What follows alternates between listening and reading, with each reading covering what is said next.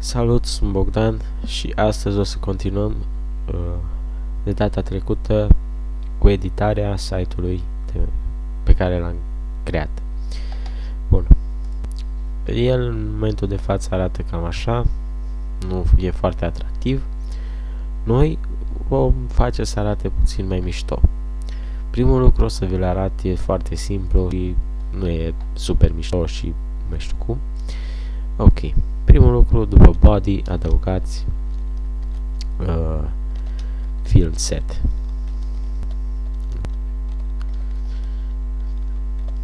Ok.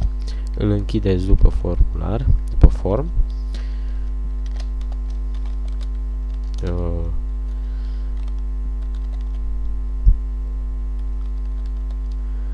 Ok. Ce face acest lucru? Vă creează acest mic dreptunghi peste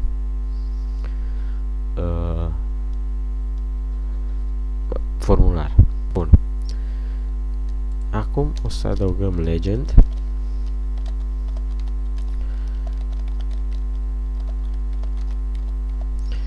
Este mult mai simplu să creați acest design în Dreamweaver sau alt program destinat editării HTML sau PHP. Bun, și aici o să scriem înregistrare Metin 2. Nu specificăm numele. Rămâne așa mai anonim. Și surpriză a apărut aici. Eu asta folosesc de obicei în scripturile de înregistrare, adică, pardon, nu de înregistrare, de instalare. Adică atunci când instalezi un site, ai văzut că există la unele site-uri install.php, dacă nu mă înșel, am adăugat în versiunea 3.5.1 acest lucru, install.php, și dacă o să vă uitați, de fapt nu cred, nu, în versiunea următoare va apărea install.php, un singur fișier, mai sunt două și va fi ceva de genul, va arăta, dar ce va avea în plus va fi totul centrat. Așa.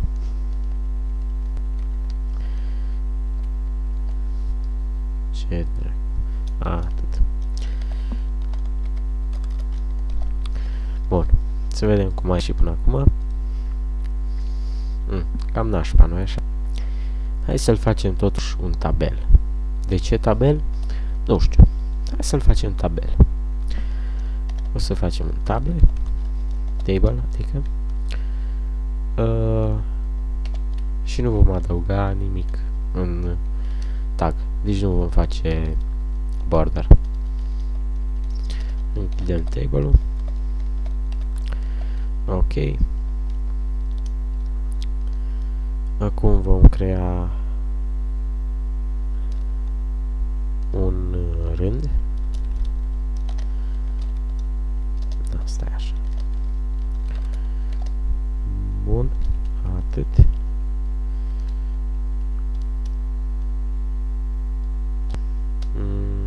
Și îl voi închide aici.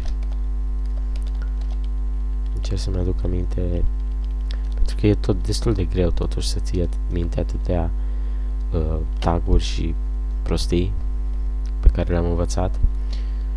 Bun, să șterg break-ul de aici și ăsta, de asemenea și ăsta. De fapt toate, nu doar astea.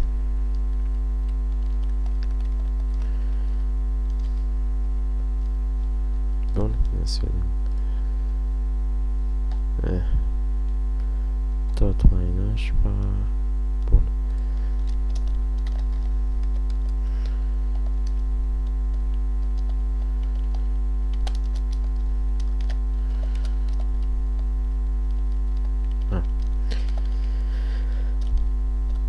scuzați că nu vorbesc, dar e destul de greu să vorbești și să scrii în același timp. Pentru s-ar putea să scriu ceea ce vorbesc și nu prea vreau chestia asta.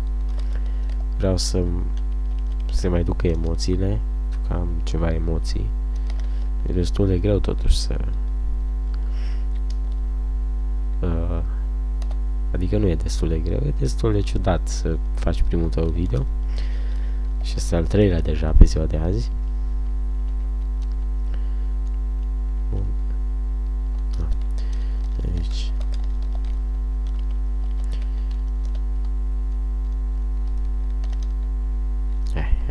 Așa e bine. Sper că măcar la HTML să nu greșesc prea mult, pentru că data trecută am făcut o lată.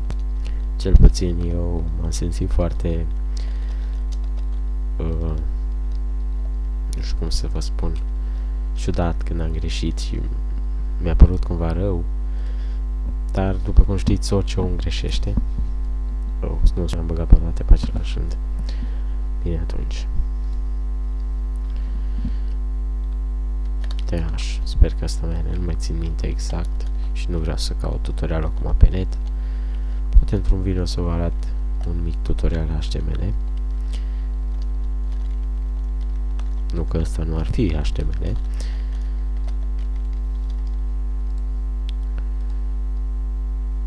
Oh, și mai bine.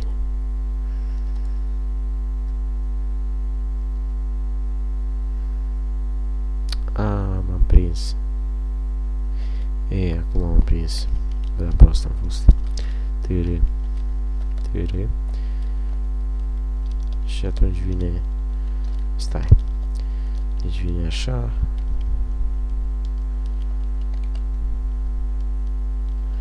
Și apoi așa. Bun. Acum ar trebui să meargă. Și aici punem TH. Închidem TH-ul. Acum să aminte câte ceva. Destul de greu totuși.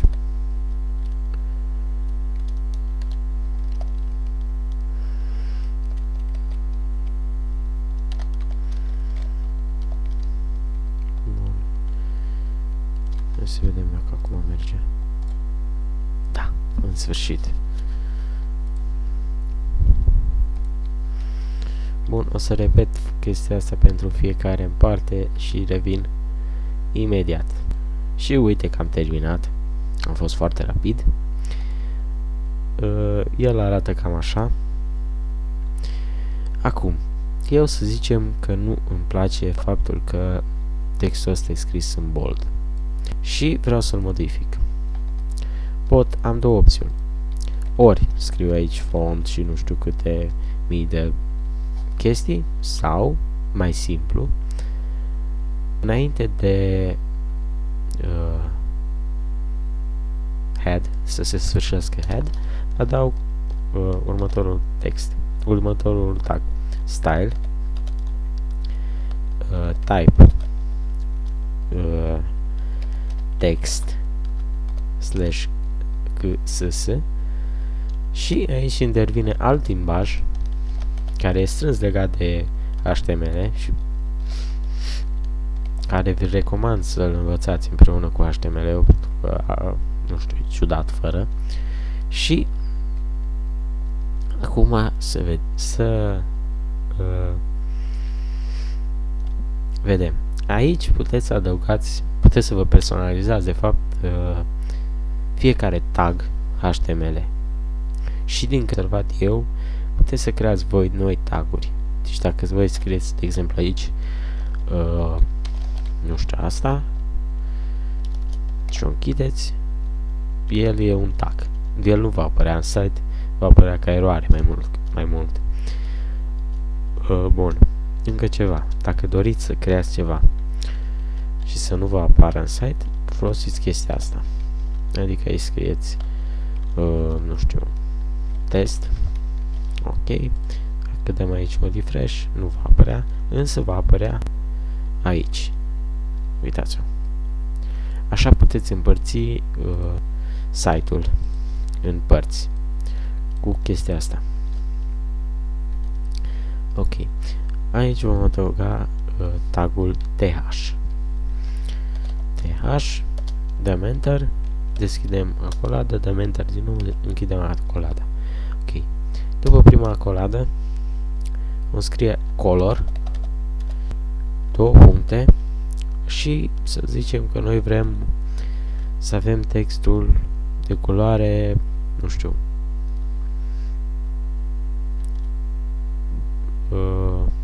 verde. Punem punct și virgulă, salvăm și să vedem dacă funcționează. Uitați, textul e de culoare verde. Un generator de culori pe care vi-l recomand, îl găsiți tot cu internetul meu care merge super greu.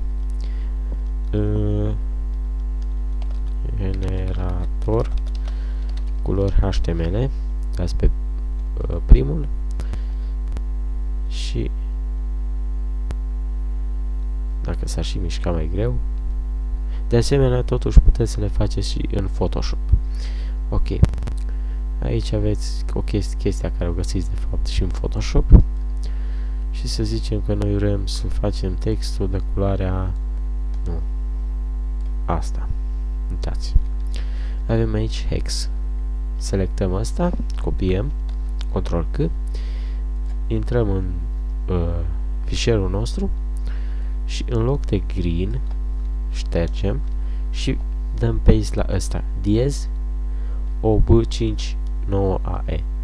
Ăsta e, după cum vedeți, s-a schimbat. Ăsta e codul hexadecimal al culorii. Știu că mulți dintre voi habar n-aveți despre ce vorbesc, așa că nu intru în detalii. Acum noi dorim să avem ca background, nu știu, o culoare neagră, de exemplu. Tot aici, înainte de th, punem body, sau cum vreți să-i spuneți.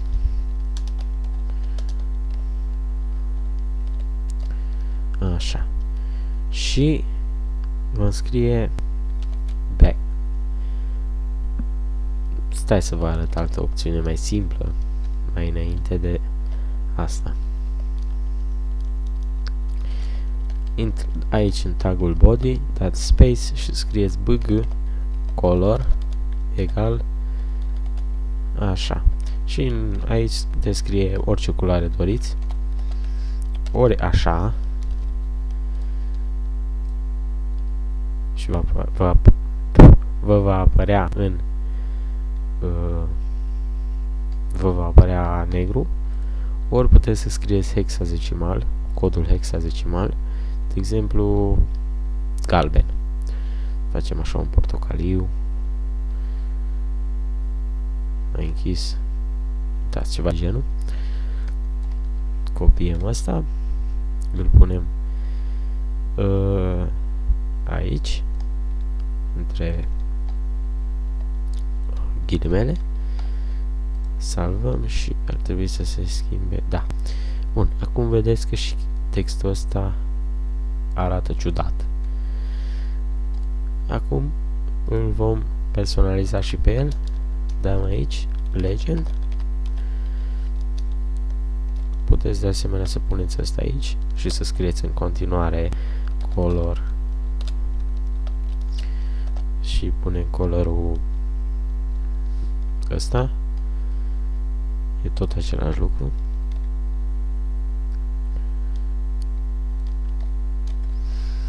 Ok,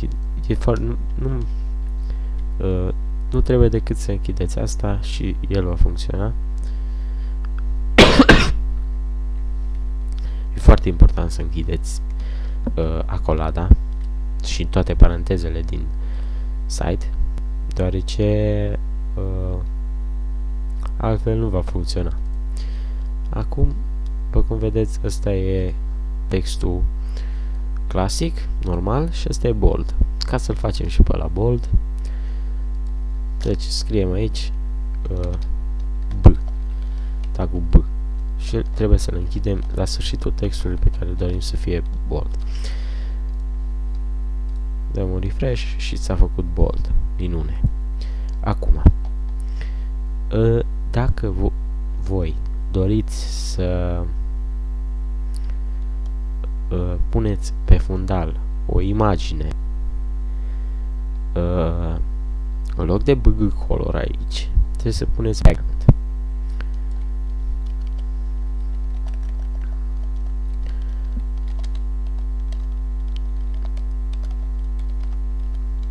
Așa. Și în loc de codul hexadecimal, trebuie să puneți locația spre imagine. Momentan n-am pus nicio imagine aici, o să iau o imagine, dacă aș găsi una. 2 secunde, o să... Gata, după cum vedeți am pus o imagine htdocs background și extensia jpg. Ok, pentru a pune ca background la site-ul nostru trebuie să punem aici locația spre imagine. De exemplu, dacă dumneavoastră folosiți o imagine care se află pe internet, trebuie să puneți aici linkul http link, adresa imaginii. E foarte important să puneți HTTP-ul, deoarece altfel nu funcționează. De exemplu, să căutăm o imagine pe Google, să punem wallpaper HD, uite, și să luăm ăsta, spre exemplu. Așa, vizualizați imaginea.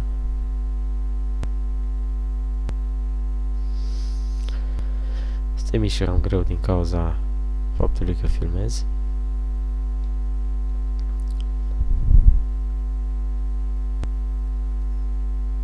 Uite, asta.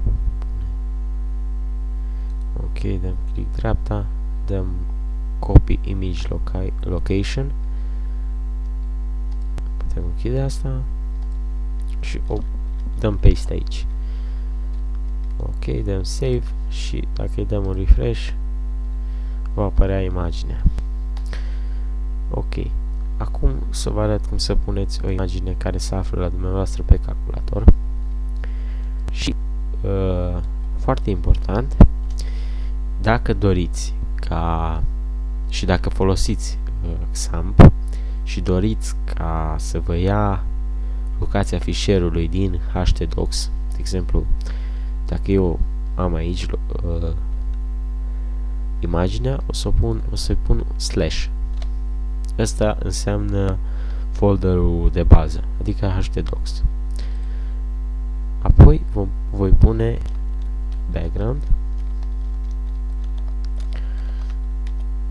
.jpg.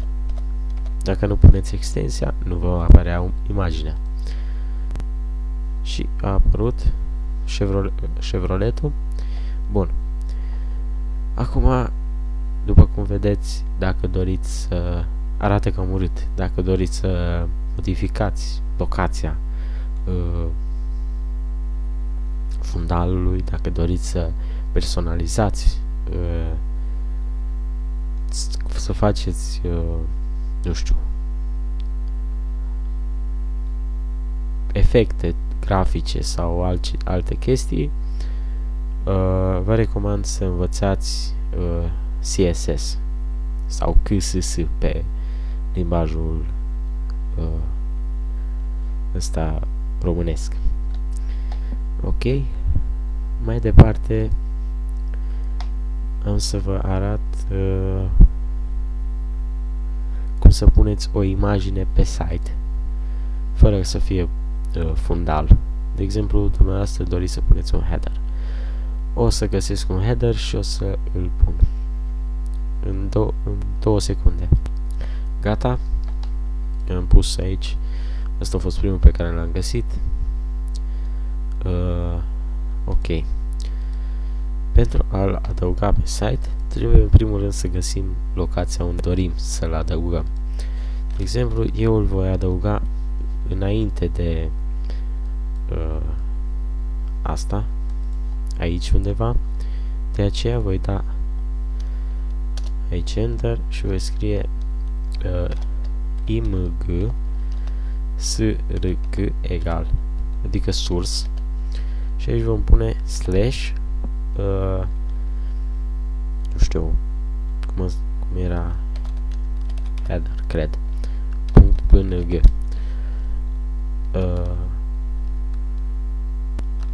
bun, dăm space slash și închidem tagul, să vedem. Și încă ceva, dați aici br. Ok, gata. Gata, a apărut, cum vedeți. Cum să-l punem la mijlocul paginii? Punem aici enter.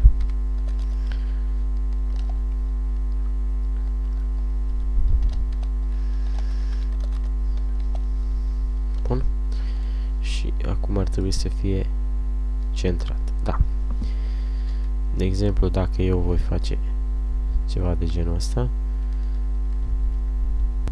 vedeți că el va rămâne tot la mijloc. Pentru a face ca wallpaper-ul să nu se mai dubleze, pentru că sunt sigur că nu vă place să se tot dubleze atâta,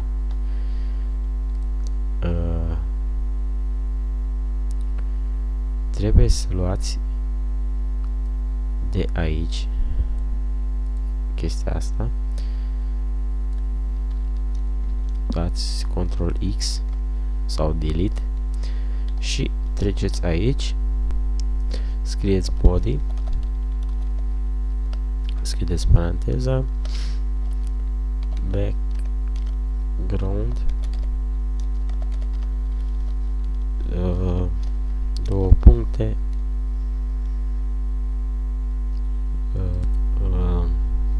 puteți pune culoarea, de exemplu, eu o să pun, nu știu, să iau hexul de la negru,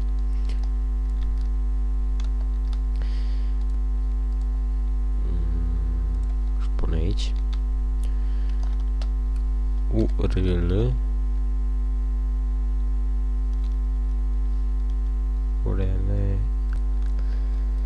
URL, deschideți o paranteză și scrieți locația imaginii slash background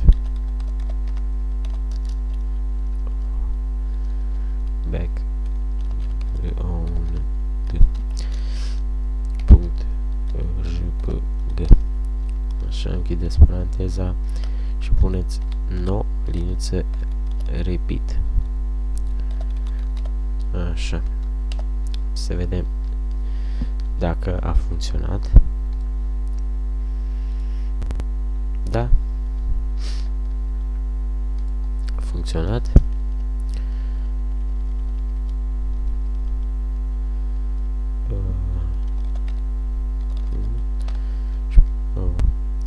Ca să-l punem la mijloc, punem center, de românească, și l-am pus la mijloc. Bun.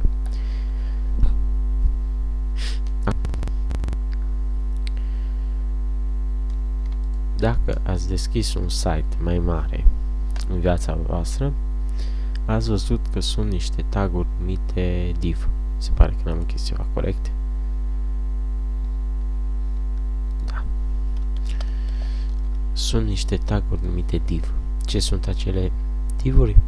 Acele divuri sunt de fapt niște diviziuni și vă permit să personalizați anumite puncte din site, anumite puncte însemnând anumite regiuni. Sincer, la început n-am știut cum să lucrează cu ele, dar mai apoi m-am mai citit ceva tutoriale și mi-am dat seama. Și pentru a crea o astfel de diviziune, ne ducem la sfârșitul stării nostru și vom scrie așa: diez test. Spre exemplu, deschidem acolo și o închidem. În test putem să punem tot ce dorim noi, de exemplu noi vom pune color. Și aici, în loc de test, de exemplu, vom putea pune descriere. Bun. Salvăm.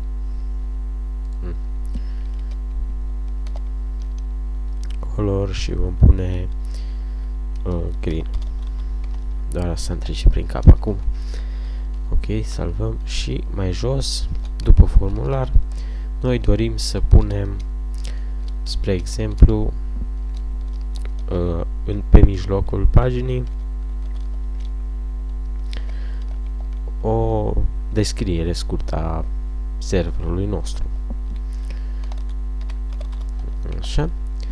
Spre exemplu, dorim să spunem că administrator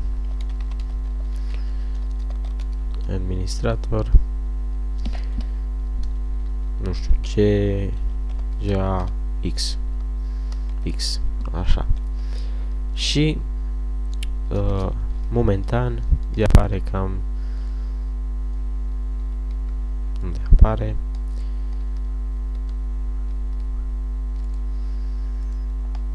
Se pare că nu apare deloc. Aici. Nici nu se vede din cauza negrului de pe capota lui Camaro. Ok. Și dacă noi vom pune înainte de administrator div id egal și în id vom pune numele de după diez, de exemplu descriere în cazul nostru,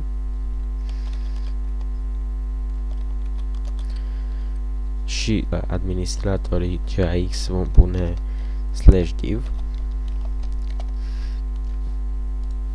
Atunci culoarea textului care se află în această regiune va fi verde.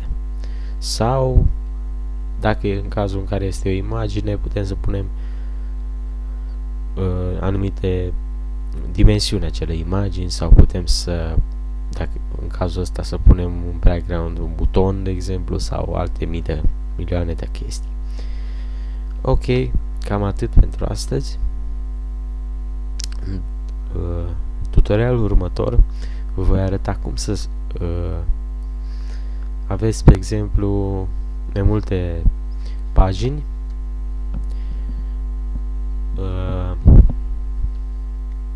și o bară de navigație.